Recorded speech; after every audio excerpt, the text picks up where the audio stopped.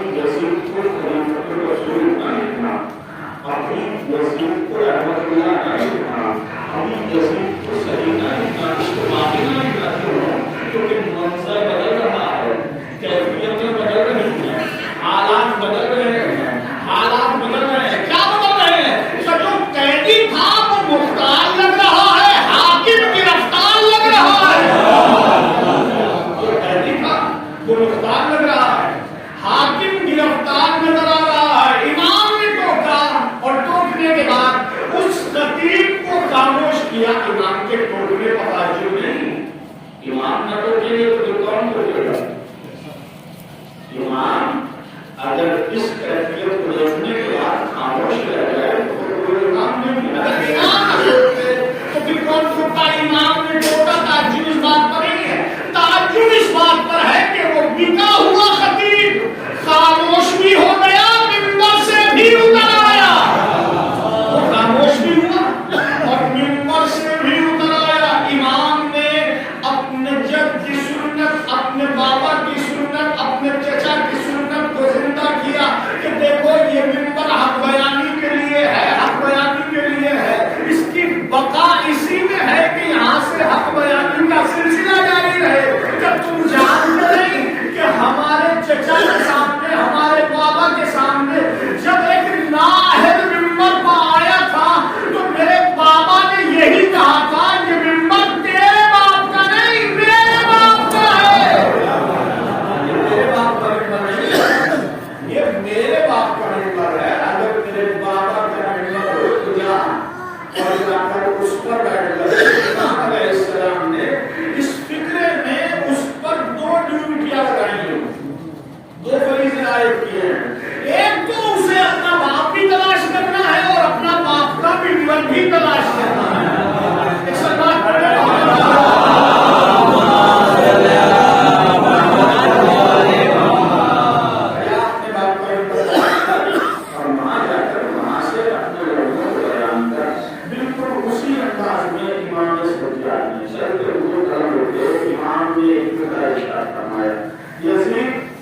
کیا مجھے بھی اجازت ہے میں بھی یقین کے ڈھانچے پر جانے کے بعد کچھ ایسی باتیں کروں کہ جب میں جو باتیں کروں تو میرا فریضہ نہ ہو جائے اور سننے والوں کو ثواب ملے. سننے والوں کو ثواب ملے. بیٹھے ہوئے لوگوں کے ذہن میں جیسے کسی میں چٹکی نہیں. یہ پہلی اس کو بات کہا جاتا ہے، یہ سوال کی بات کر رہا ہے، کس قبیلے سے تعلق ہے، کس خاندان سے تعلق ہے، کس قبیلے سے تعلق ہے. یزید نے اجازت دی ہے، اسی طرح سے اجازت دی. امام نے پھر کہا یزید کیا مجھے اجازت ہے میں بھی جانے کے بعد خطبہ کروں، کیا میں بھی جانے کے بعد کچھ بیان کروں کہ میرا فریضہ ادا ہو جائے، سننے والوں کو ثواب ملے. اجازت نہ ملی، اجازت نہ ملی کہ یزید کے حاشیہ نشین کو بیٹھے ہوئے تھے. انہوں نے کہا یزید اس قیدی کو اجازت کیوں نہیں دیتا، یہ بھی کچھ کہنا چاہتا ہے، اس کی بات کو سنی جائے. یزید نے اجازت دی، تعداد بڑھی، تعداد بڑھی. یزید اجازت دے یہ قیدی کی منبر پر جانے کے بعد کچھ کرے. پھر تعداد بڑھی کہ سارے دربار میں ایک زبان ہونے کے بعد کہا یزید تجھے کیا ہو گیا ہے، دنیا تجھ سے ڈرتی ہے، تو ایک قیدی سے ڈر رہا ہے. دنیا تجھ سے ڈرتی ہے، تو ایک قیدی سے ڈر رہا ہے کہ جس کے ہاتھوں میں ہتھکڑیاں ہیں، جو گرفتار ہے، جو کمزور ہے، جو لاغر ہے، جو ناتما ہے، جس کا خراب ہے. کربلا میں تو نے تہے دیکھ کر دیا وہ صدمے اٹھائے ہوئے. اگر کچھ کہنا چاہتا ہے تو اس کو اجازت دے کہ نہیں میں اس کو اجازت نہیں دوں گا. کیوں اجازت نہیں دے گا؟ اگر یہ منبر پر گیا تو مجھے ذلیل کر دے گا. اگر یہ منبر پر گیا تو مجھے ذلیل کر دے گا. کہ یزید تجھے کیسے ذلیل کر دے گا کہ تم اس قیدی کو نہیں جانتے، میں اس قیدی کو جانتا ہوں. اس کے ذہن میں اس کی زبان نہیں، محمد کی زبان ہے. اس سوال پر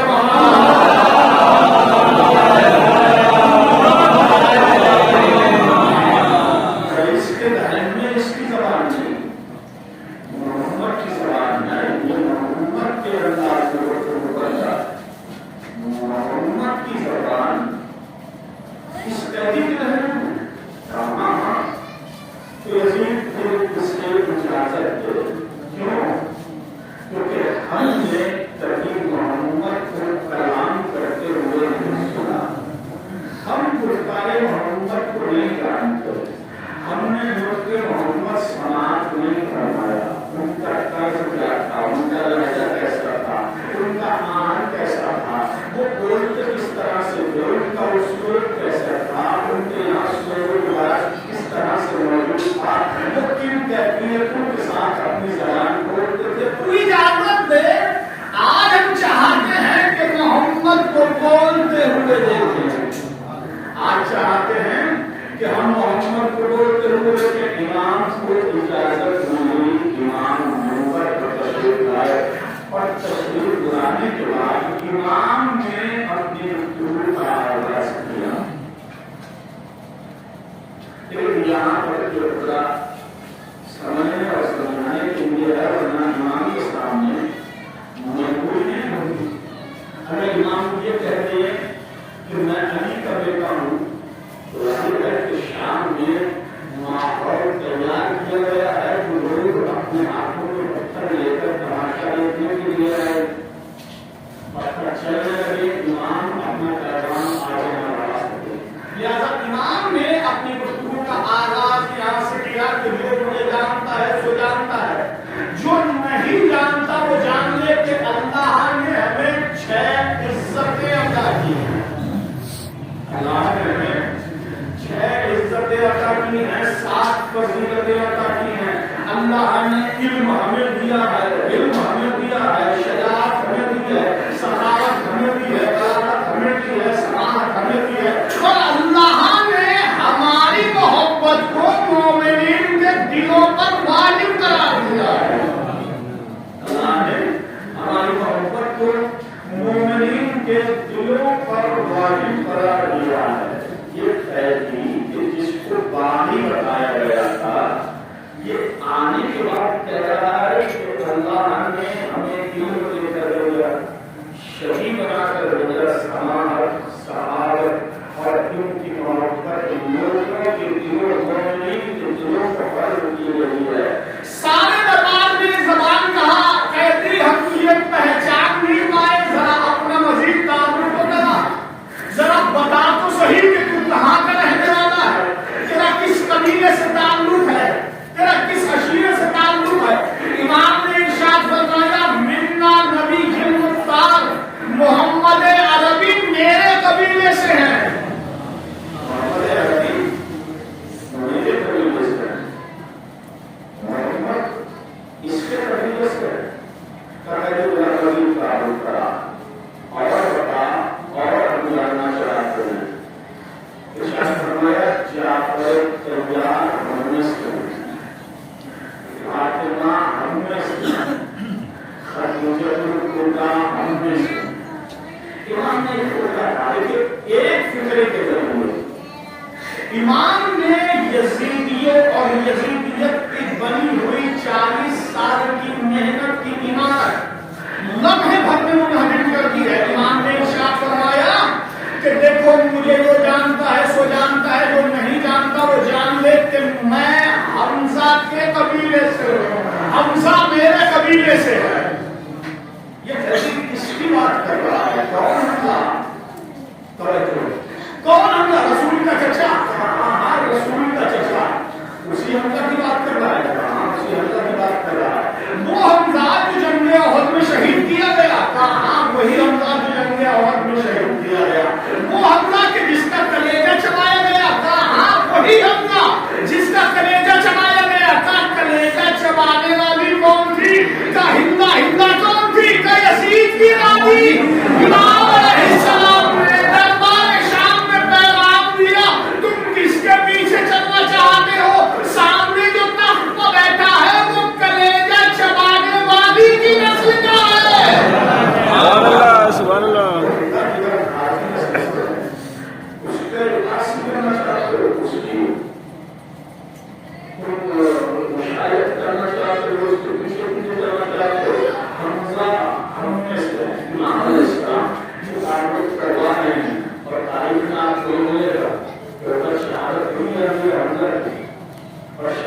یہ صحیح نہیں ہوئی. ہندا نے اعلان کیا تھا کہ آج جو رسول کو غمگین کرے گا، اب اس طرح کسی عمر ہے یہاں سے یہ زیادہ نہیں کیے جا سکتے، زیادہ جتنا بھی ہو سکتا ہے یہ بات کہنے کی کوشش کر رہا ہوں. ہندا نے اعلان کیا تھا رسول کو آج جو سب سے زیادہ غمگین کرے گا اس کو میرے ساتھ خوشی رستا رہے گی. لہذا ایک حبشی غلام نے آگے بڑھنے کے بعد جناب حمزہ کو شہید کیا. اسے خبر ملی تو فوراً حمزہ کے علاقے پر پہنچی اور پہنچنے کے بعد ہاتھ پیر کٹوائے، ناک کاٹی گئی، کان کاٹے گئے. ناک اور کان کو کاٹنے کے بعد اس نے ایک ہار بنایا، اپنے گلے میں پہنا، کلیجہ سینہ چاک کرنے کے بعد کلیجہ نکالا اور کلیجہ نکالنے کے بعد اپنے دانتوں سے چبانے کی کوشش کی. دوڑ کر کسی نے نبی کریم نے کہا یا نبی اللہ غضب ہو گیا، حمزہ شیر خدا شہید ہو گئے. اور ہندا نے ان کا کلیجہ نکالنے کے بعد چبانے کی کوشش کی. نبی کریم نے فرمایا کہ وہ چبانے کی کوشش کر رہی ہوگی مگر چبا نہیں پا رہی ہوگی.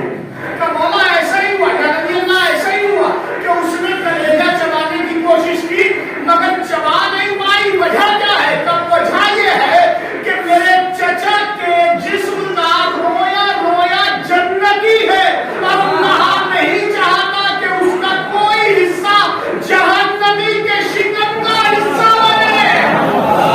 ایسا بات پڑے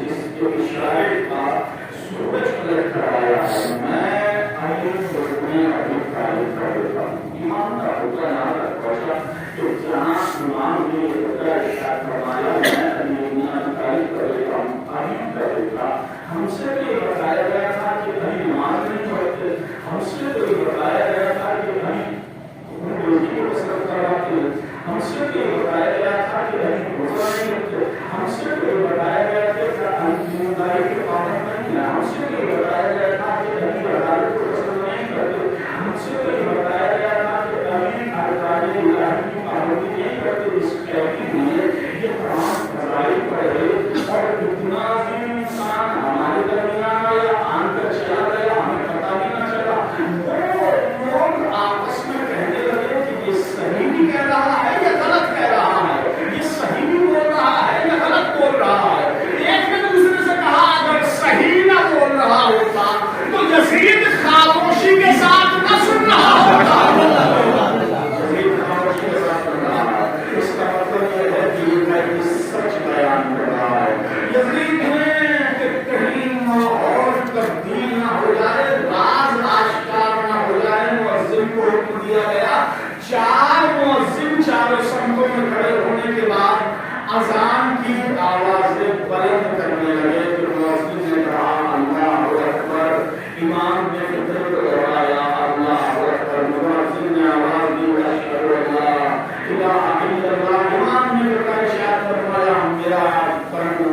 گوشت بنا گوشت، میرے جسم کا ہر ایک عضو، میرے جسم کا ٹکڑا ٹکڑا، میرے جسم کا ذرہ ذرہ اس بات کی گواہی دیتا ہے کہ اس کے علاوہ کوئی غالب عبادت نہیں ہے۔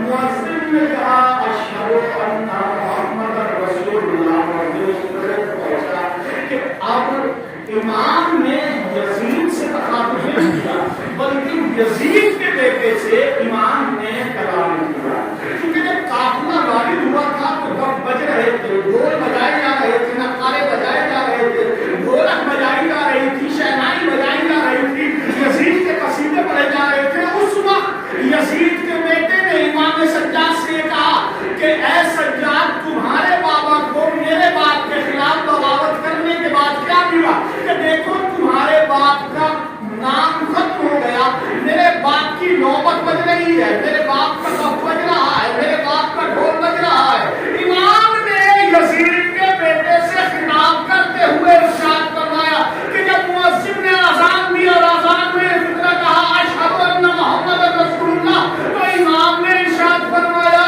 کہ تو یہ کہہ رہا تھا کہ تیرے باپ کی نوبت بج رہی ہے، دیکھ تیرے باپ کی نوبت بند ہو گئی، میرے باپ کی نوبت بج رہی ہے۔ میرے باپ کی نوبت بند ہو گئی، میرے بابا کی نوبت بج رہی ہے، اذان باقی ہے، نماز باقی ہے، تو اس کا مطلب یہ ہے کہ فخر حسینی کی علامت ہے، کامیابی حسینی کی علامت ہے، کامرانی حسینی کی علامت ہے، یہ علامت ہے کہ حسینیت ہے۔ جب مؤذن کو رستہ اعلان کرنے کے بعد آواز بلند کرے اللہ اکبر اشہد ان محمد رسول اللہ، تو آپ کو یہ سمجھ لینا